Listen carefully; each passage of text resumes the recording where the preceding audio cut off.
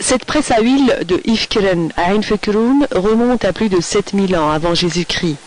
Un trésor archéologique qui cache bien d'autres merveilles que celle de l'antique cité Oussalite ou la Plaine des Rois. Une ville qui s'étend sur une superficie de plus de 100 hectares. Visiter Oussalite, c'est plonger dans l'histoire riche et millénaire de l'Algérie.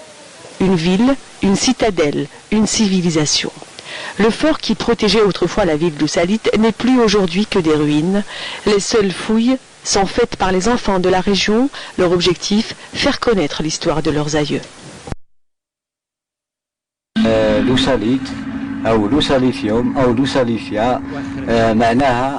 L'Ossalite ou l'Ossalitium veut dire la plaine des rois. Cette ville est antique.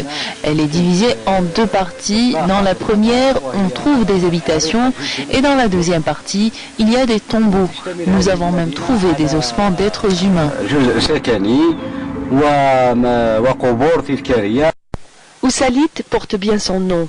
Elle est la ville natale du célèbre roi berbère Chechnak, le roi qui a marqué sa victoire sur le pharaon en infligeant une écrasante défaite à leurs armées en 950 avant Jésus-Christ.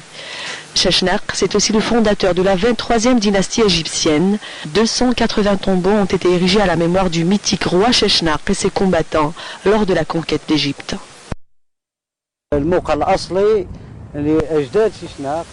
Les ancêtres et les compagnons du roi Chechnak sont originaires de cette région.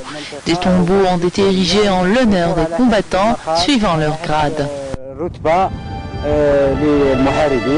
La cité antique, menacée par la prolifération anarchique de carrières d'agrégats, résiste encore aujourd'hui à l'érosion du temps.